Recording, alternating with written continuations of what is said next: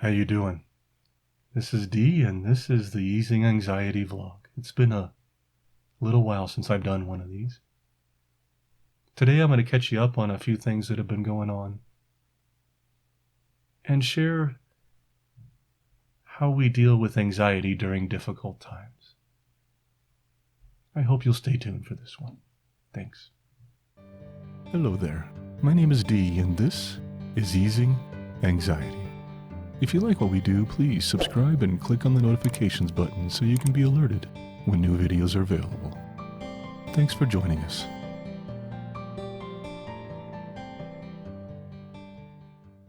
How's it going? It's D. How's everybody doing? If you've seen these before, you know our vlogs are pretty casual. I try to record them as long as I can without editing. Do them off the cuff. Just be me. It's this connection that we're trying to get, so hope you enjoy it. You'll hear some noises here because my wife is moving around upstairs, so there might be some background sounds, but I'm going to leave it in because that's what we do. If this is your first time here, I'm D, and this is our vlog, and our vlogs are where I get a chance to share some personal experiences with you, and we talk about our anxiety and sometimes share comments, sometimes talk with each of you, sometimes figure out how to live with chronic stress and anxiety in our lives. We also, of course, have our benzo-free channel, so if you're interested in benzodiazepine content, especially for people who are dealing with dependence and withdrawal, one of the experiences that I went through, please check out our benzo-free channel too. You can right on our website, I'm sorry, not on our website, right on our YouTube page, although it's on the website too. Right on our YouTube page, you'll see a link in the big graphic header on the lower right that says Benzo Free. And you can always go to Benzo Free from that page, and then you can get back to Easing Anxiety the same way, so you can switch back and forth.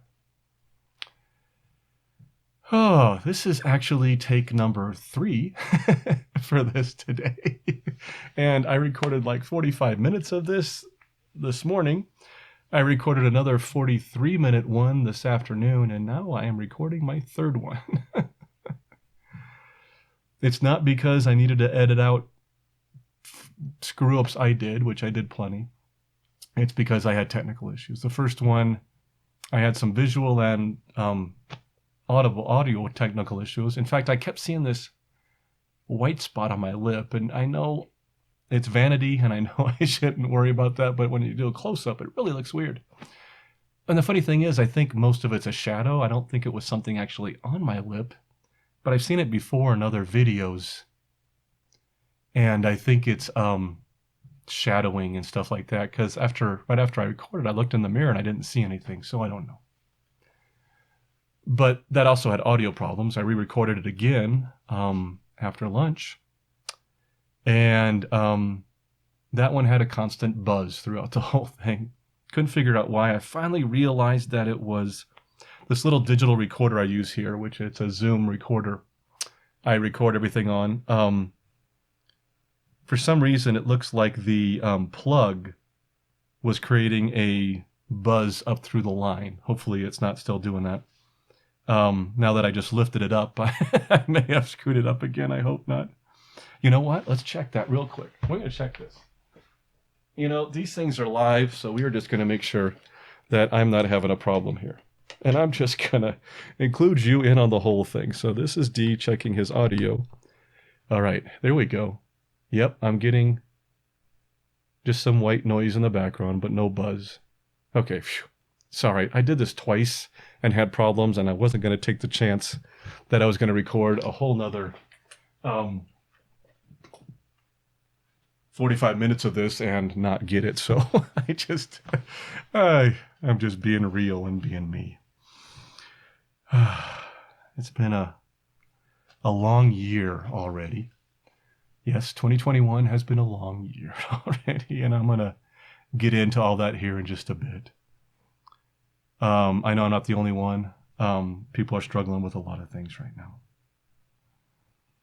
But so take 3, and we're going to make this one work. And there's another and I'm going to try to do less of those. One of the things we don't do very well on here, I have a few notes, as you know, but most of this is just off the cuff. That's how I do the vlogs.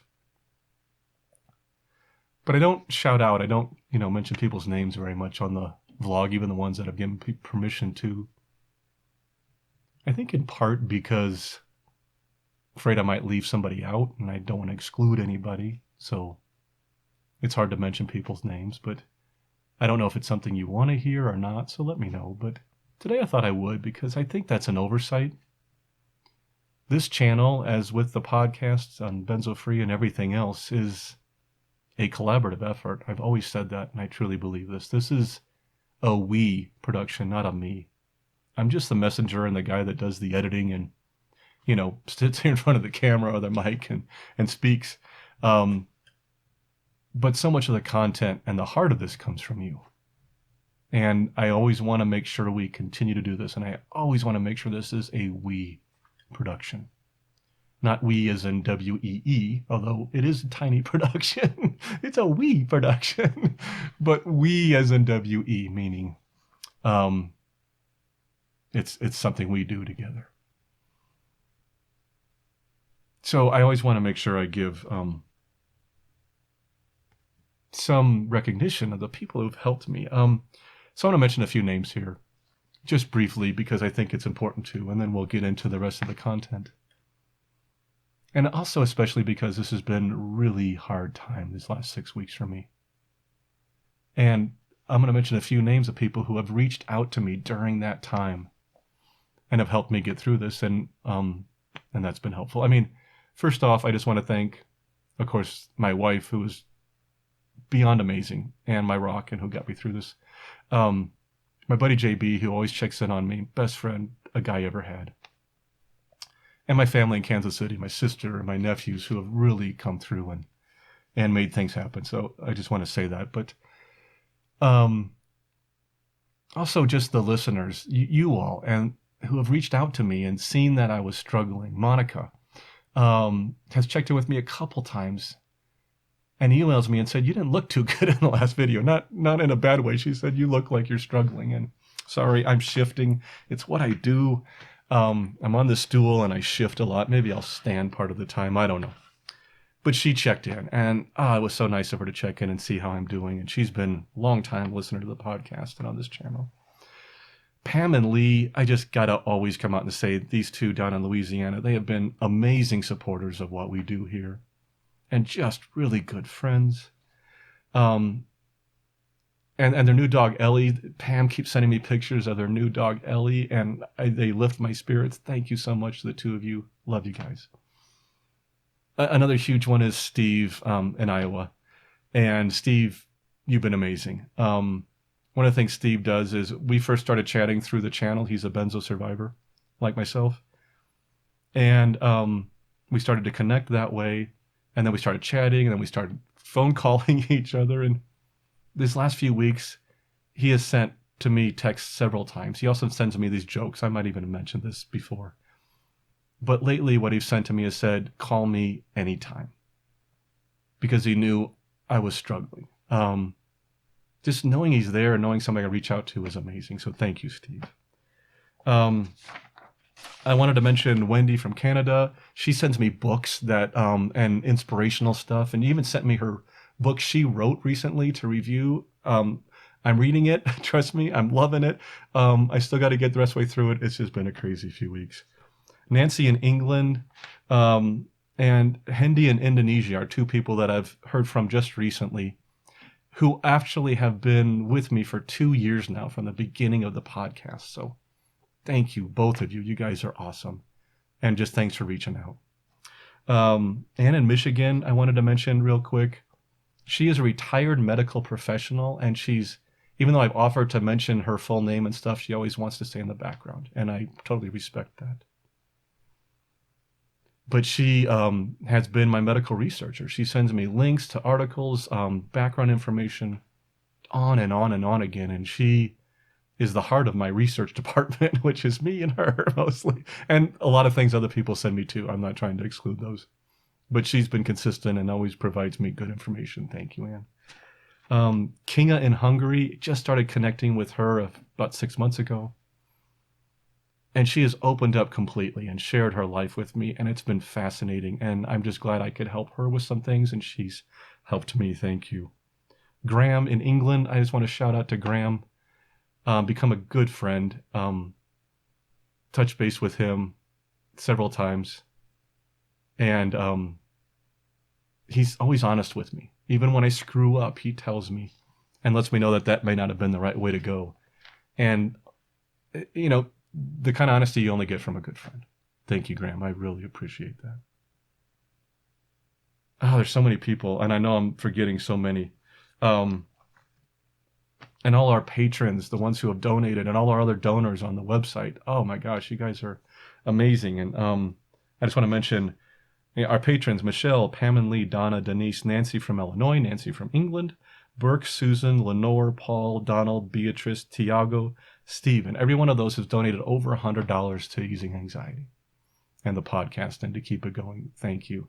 And to all the other donors who have helped out financially. That really helps. If you're interested in helping out financially, it really means a lot to me, and it really helps. Just go to easinganxiety.com/donate. I really appreciate it. But to all those people, to Paul, and to, oh my gosh, I could just mention John and Michelle, and I could just go on and on and on. I have corresponded with 350, I think, plus people over the last couple of years with the podcast on this channel. And every one of you has been amazing. Every one. So thank you. I just wanted to mention that. You know, I'm going to stand for a second because I'm just, you know, kind of all over the place. I've showed this picture before. This is my stool. I think I even had that as the thumbnail for one of my shows earlier on, but I'm going to stand for a second and just do this. I think being my third take, I'm a little antsy. I'm moving around here.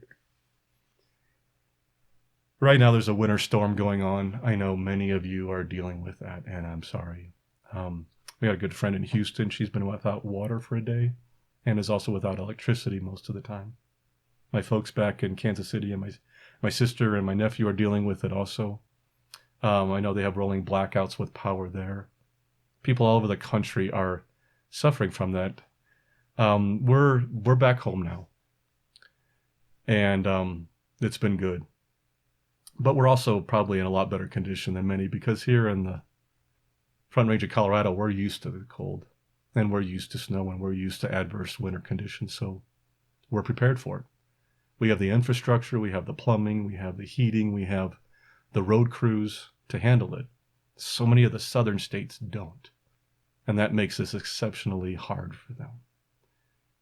So just know that you are all in my thoughts. Please feel free to let me know how you're doing, any struggles you're dealing with. I really appreciate that. I mean, wow, my brain just went dead again. I appreciate the feedback is what I'm trying to say. And I'd love to hear from you, and you're in my thoughts. So yeah, my brain went dead again for a second, as it does. It's that combination of benzo withdrawal, severe anxiety, stress, insomnia, and ADHD. It's a nice blend that creates this benzo brain, this anxiety brain, this whatever you want to call it, that doesn't function on all 8 cylinders all the time. But that's okay. But for those who are dealing with the winter storm, you're in my thoughts, and please keep safe. Let's talk about what this was really for in the first place today, which is to talk about what I've been going through and how we deal with difficult times with anxiety. Let me catch you up real quick. I don't want to share too much information for 2 reasons. One is, well, I'll share anything about myself on here. You know that. I've shared my bathroom problems, urinary difficulties, sexual dysfunction. I have talked about all kinds of fun stuff on this show before. I'm not afraid to do that. But also, I want to preserve other people's privacies. When I deal with my family, I need to respect their privacy and things they're going through. And so there's certain things I will not share. But also, I just don't want to be complaining. woe is me, my life is so hard, the disadvantaged Olympics. That's not who I am. I am not sharing this for sympathy. I really am not. I'm sharing this to connect, and so that we can talk about how we deal with difficult times and deal with anxiety related to that. And the best way I found to do that is to share with you a story that connects us, and then we can move past. So let me share the story real quick and share some basics so you understand, and then we'll go from there. For many of you know, my parents, they're in their late 80s, live back in Kansas City. My mom's been my dad's caretaker for several years now. He was diagnosed with Alzheimer's 7 years ago. The condition is deteriorating to the point where he can no longer be taken care of by my mom or by anybody. He needs to be helped in a professional facility. A lot of other things were going on with this too. Over the last 6 weeks, since the first of the year, I've been on the phone with the police, social workers, adult protective services, lawyers, doctors, home care, home facilities, memory care, the Veterans Administration, and 85 other balls in the air that I've been trying to keep straight and failing at miserably many times. I've taken 2 trips out to Kansas City just in the last several weeks. First one for about 10 days and came back and then had to go back out again shortly. And this time was to actually help move my dad into a memory care facility, which we had gotten set up. While I was out there, I took my parents to the doctor's appointment, and the doctor declared both of them incapable of self-care. My mom's condition had also been deteriorating rapidly, malnourishment and a bunch of other things and some dementia. So neither one of them was safe on their own, and they both needed to be in some professional care for a while. So that changed everything on the fly. On top of that, I was over there one day right after that diagnosis, and the next day their furnace went out in their house. So I had to stay that night and bring in a bunch of temporary heaters and just keep my parents warm for the evening, and then install a new furnace the next day or the next couple days and try to keep them safe until then. And this was just an example of everything didn't work. And that's not true. Some things did, but it just felt like thing after thing after thing after thing failed. And all this deteriorated because my mom and, the household, she never wanted help. She insisted on taking care of my dad herself. She was very prideful and never wanted help financially, never wanted help physically. She didn't want any of us helping out. So, we would help out little bits here and there where we could, but she was always resistant of that. And when the doctor finally said that she needed to go and get professional care, she was very resistant and is not happy about this, which, makes this that much harder for everyone. We're just trying to do the best we can to make this situation better. I tried to manage the best I could through this. Being somebody who went through benzodiazepine withdrawal and is still in protracted and doesn't have 100% of his faculties mentally, dealing with anxiety physically and other things, this is especially difficult. I wasn't sleeping. I averaging 2 to 3 hours of sleep. Many nights were sleepless while I was out there or while I'm dealing with this. Always worried, always stressed, always ruminating thoughts, always. And I got worse and worse and worse. And it was a downhill spiral. I was spending all my time every day working this problem. And every time I'd fix one thing, 3 more problems arose. And it was a lot. Very overwhelming for me. And I'm not sharing this because I think my situation with my parents is any harder than anybody else's. I have heard stories of people saying how hard it was, and I didn't fully understand until I went through it myself. But now I think I get a feeling for what they're talking about. And it's overwhelming when things like this hit, especially when you're trying to do something in 3 or 4 weeks that most people probably did in 3 or 4 months. And I had to make this happen fast. And so a lot of things got missed, a lot of things got screwed up, and that just added to my anxiety. One of the days on the last trip I was out there, I had a total breakdown. I went into my folks' house one morning after several days of this. Things happened, things blew up at the house.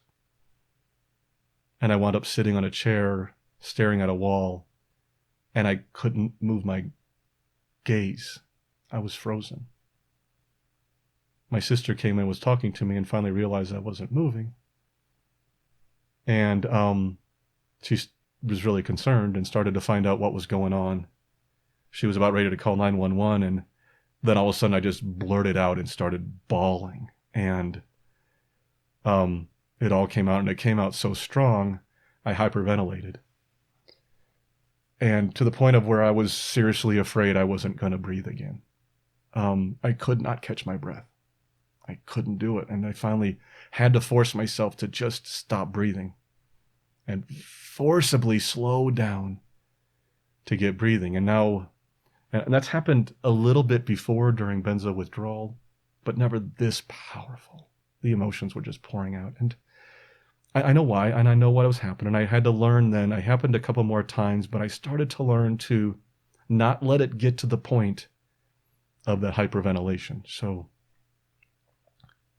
But a lot of that was because of my stoic nature. And I know Stoicism gets a bad rap a lot, and I don't know if it's all that well-deserved. All of our emotions have a place.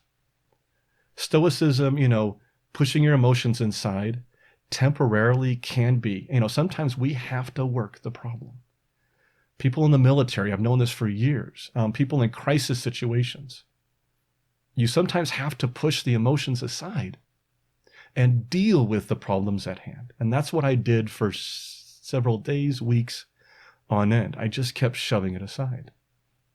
The downside of that, as we all know, means those emotions never got processed and don't go away. They're going to want to come back out. And when you're dealing with both the overwhelming emotions of anxiety of the problem, also the deterioration of your parents, it was more than I could deal with at the time. So I notice I'm creeping up closer to the mic as I'm talking, and it's probably catching my breath more. So if you're hearing me breathing or the audio's still kind of messed up, sorry. I noticed I had walked up closer to the mic. That's the bad news of not sitting on the stool. I'll pull the stool back up here. But my wife knew that I was struggling, and she packed up the dog, Bear, and she came out, which was a godsend. She helped me get through 3 or 4 more days, 5 days or whatever. And we got my dad into a facility and was about ready to get my mom into the same facility. The good news is we found a place where my dad could go in and be in memory care, and my mom could go in and be on the assisted living side, and my mom could still see my dad. And once the virus passes, then we could still see them and do visitations and all that kind of great stuff. But when they first went in, they had to be in quarantine, and it was hard. And I don't mean that this isn't hard on everybody. The other people in that facility, many of them haven't been able to hug their family in over a year. So I know this has been so much harder on many others. But we got my dad in. We were about to get my mom in, and I finally told Shanna that we had to get out of town. I had to get home. I was at another limit, and I just wasn't going to make it any longer. So we found this narrow window of weather to drive across Kansas and get back to Colorado, just barely making before the next snowstorm, and this big storm came in. But, sorry, let me turn my screen back on there. But we got home, and my sister moved my mom in, just as I had moved my dad in, and so that all got done. Things have still fallen apart, been plenty of problems. I'm still trying to get a phone hooked up for her. It's been almost a week now, and I still can't get a phone into her room. But we're working the problem. And I mentioned the Stoicism because the Stoicism allows you to work the problem and get things done. And it's a good thing. But with Stoicism, you got to realize you got to process the emotions sometime. And the downside of being stoic is that too often we don't process those emotions. We don't go back and actually let those out and feel those and experience them until we're forced to. And I still have a lot of processing here. When I got back, one of the first things I did was sign back up with my counselor to go get some counseling. It's still very stressful here. We came back with bags upon bags of bills that hadn't been paid.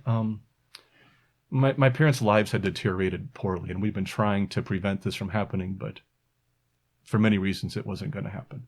Long story, but so the last 3 or 4 days here at the house, my wife and I have been going through bags upon bags of paperwork and paying outdated bills, things that hadn't been due, trying to get things arranged, trying to figure out where their financial situation is, trying to get them to qualify for Medicaid, working with lawyers, pulling in Medicare, pulling in VA benefits if they have them, just trying to, oh my God. It's overwhelming. And for those of you who have been through this, you know what I'm talking about.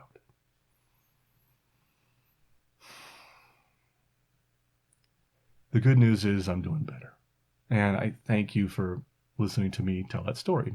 We'll move on here, but last 3 or 4 nights with the help of some cold medicine, because I did come home with a head cold. Not COVID, thank God, but I came home with a head cold. But thanks to some cold medicine and other stuff, I've gotten 4 nights of 6 to 7 hours of sleep. I'm catching up on sleep. I'm not as stressed. I'm starting to be able to take things one at a time. I'm not as irritable. And I'm starting to regroup. I'm even allowing myself today to record this video, even though I'm recording it 3 times, to take time away from my family thing and do some of my channel stuff, the stuff that calms me, the stuff that helps me recover. But through all of this, there's some lessons. This is hard for anybody. And let's just relate this to any difficulty you're going through. I don't care what it is. It's a relationship problem. It's your parents. It's your children. It's your job. It's the news. It's whatever is really getting to you, or whatever hardship you've gone through. We can relate to this. This is the hardships of life. And a couple things I learned is what I want to share here. One is, I just mentioned the whole Stoicism thing. That's great short term. Sometimes we need that to get through and to do the job, to handle the crisis. But it is not a long-term solution. You got to feel the emotions at some point. So make sure you go back, revisit, process, and let those out. What else was I going to talk about with this? I know one, but I was going to get to that right way. But brain cramp. Oh, my brain's been totally fried. I've made so many mistakes. Oh man, and they kept piling up and piling up because I wasn't thinking straight at all these last 6 weeks. I'm starting to get a little bit of that back. But that, I think the big thing, and this is what I really wanted to talk about, was the big thing learned here was how resilient we really are. One of the key things with anxiety is that so many of us believe and keep telling ourselves that we can't handle this. I can't handle that thing, so I'll avoid it. I can't handle this person, so I'm going to stay clear. I can't handle the news, so I don't watch it. We can't handle any situation that's triggering for us because we can't deal with it. And we keep telling ourselves that. And in part, it's true. It's not that we can't deal with it, it's that it brings up difficulties for us. It leads to our anxiety, which may cause other physical symptoms. It makes life unpleasant. It makes life stressful, even painful sometimes.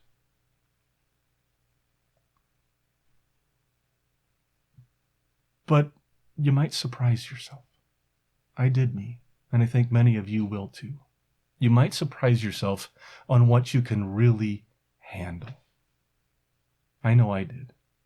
I got through this. It wasn't easy. and I had some meltdowns. I'm alive. I'm still functioning. I'll probably work out some issues on counseling because this hits a lot of buttons for me in many more ways than you know, because there's many layers to this I'm not sharing because I want to protect the privacy of my family, but there's a lot more going on here that I still got to work through and process and deal with. But I got through that. And honestly, if I had looked at this, say, in December of 2020, so a few weeks before all this kind of kicked in, and said, this is what's going to happen, this is what you're going to go through over the next 6 weeks, I would have said, there's no way in hell I'm going to survive that. No way, especially in my condition with protracted withdrawal and my symptoms and my damaged nervous system and my anxiety. I will not survive that. But I did. I am surviving it. I still have a lot of work to do. In fact, at the end of this month, we have to go back again for another couple weeks now to work on the house, which is a pit. I don't mean to be negative, but it has deteriorated very poorly. So we have a lot of work to do to try to get the house ready, whether we're going to sell it or keep it. We don't know. And it's all a financial thing and it's complicated, but there's a lot of work to be done. And I want to go back and finalize some things with my parents, make sure they're more settled in, make sure things are going well, get a chance to see them. So a lot of stuff still going on. But I got through it, and I'm getting through this. We all have hardship in our lives, and I truly believe you are going to be amazed at how you get through some of your hardships. I really believe that. I was amazed that I got through this. I'm going to share some of my thoughts on this in an upcoming Benzo-Free podcast for those of you who watch the Benzo-Free channel, and I'm fidgeting again here, sorry.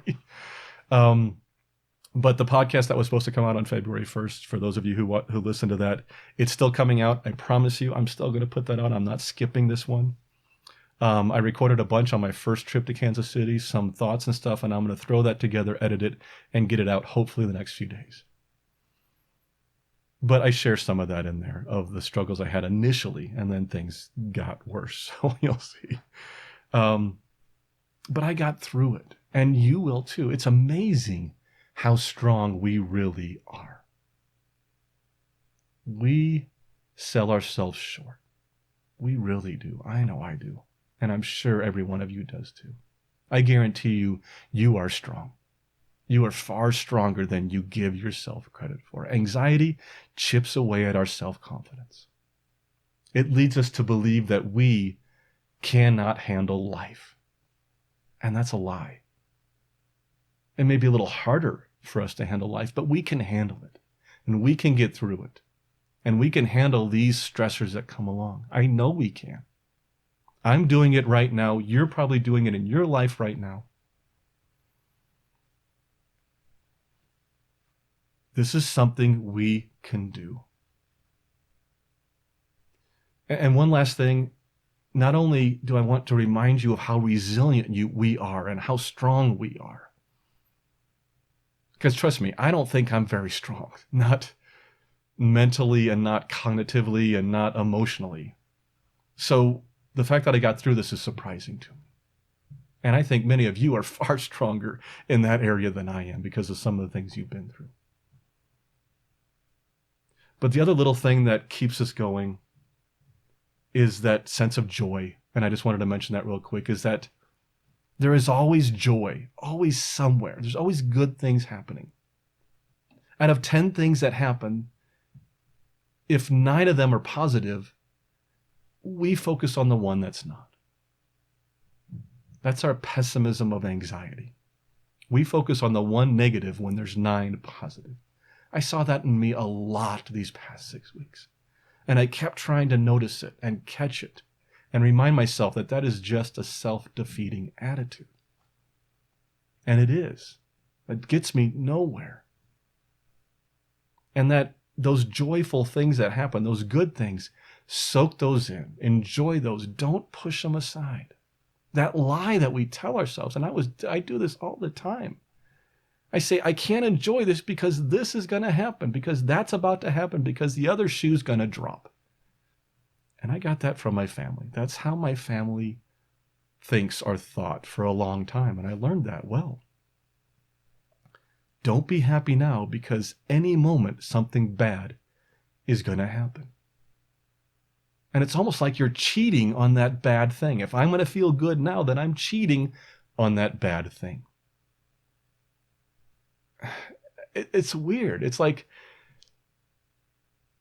I can't enjoy anything right now because I need to prepare for what's going to happen. But yet you can't prepare for life. You can't prepare for anything. In fact, the ruminations and the worrying is actually making it worse when that happens. But we keep doing that. And I keep moving my hands. When I'm standing and talking, I'm a hand talker. So there you go. And I'll just do some kind of dance here. It's because, I can't dance. So I'm a drummer. I'll sit behind the drum set and play for hours on end, but you don't want to see me on the dance floor. Or singing. Those are the two things I don't do here. But what I'm trying to say here is catch yourself pushing away the joy, not allowing yourself to let the joy in. I think we all do that sometimes. And I think that's important. I'm going to wrap this up because I've rambled on too long. But I got a big road ahead of me with the family. But I've made a lot of progress. We've made a lot of progress. I don't say me because my sister and my nephews have been awesome. And my wife has been beyond amazing. And that team, we have become closer because of this, of helping my parents. And that's one of those joys. I'm getting closer to my sister and my nephews and my wife's, but my bond with my wife is growing stronger. Even with my irritability, I'm sorry, honey, even with the irritability, which I'm trying to make sure I control. But that's one of those positives. And I'm enjoying this, and I'm enjoying this connection and all that they have been doing to help this situation. We're all taking on our roles, and they have been amazing. But I just wanted to touch base and say hi and say I'm still here. More content's coming out soon, I promise. I'm going to try to get back to it. I need it as much as anybody else, but I'm also going to try to pace myself because I got to take care of myself some too right now. I'm dealing with a lot. My dad probably won't be here much longer. My mom may not be that far behind him. And there's 8,000 details to deal with as all this is happening. So that's a lot for any of us. And I am not exceptional in this manner because every one of us is dealing with something like that in their lives. I know you are. But we get through it and we deal with it because we're strong. We're resilient.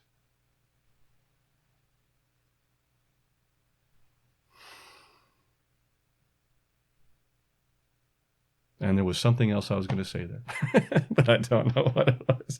You got that 3 thing because you're strong and you're resilient and you can't find that third word. And that's where I was. So, oh well, never mind. I need to wrap this up. But I tell you, this right here is good. This right here is good. Talking to you again. I love this. Thank you for allowing me to come in to your video screen, to your home, to your car, to your headphones, wherever, and say hi. And to write back to me when you can and let me know that this is helping or not helping, whatever you want to say. Thank you. Thank you for being there. Thank you for your support. Thank you for your patience through all this. If anything, with easing anxiety and benzo-free, this has not pulled me away. It's re-energized me that I'm going to start getting back full force and tackle this thing. And we're going to got new content coming out, and it's exciting. So, because I need this. This is what I love, and I need to keep doing this. So thank you. To all those people who are struggling out there in the winter weather, please keep safe. Stay off the icy roads. Keep warm. Do whatever you can to keep you and your family protected and safe during this. For those of you dealing with the virus, again, keep safe. We're getting through this, and we're starting to see the light at the end of the tunnel. Anybody else who's dealing with anxiety, struggles, depression, whatever it is your battle, I'm there with you, and I'm here to help if I can. Reach out to me. Let me know you're there. Take care of yourself. Don't be afraid of the joy. When it comes into your life, grab onto it. Remind yourself you are strong, you are resilient, you can handle a lot more than you think you can. And Bear is going to help me close out the podcast, the video. That's Bear. He just wanted to get in his last couple words of saying hello to everybody. And I'm going to take that hint to close out now. Take care of yourself, and I'll see you soon. Till next time.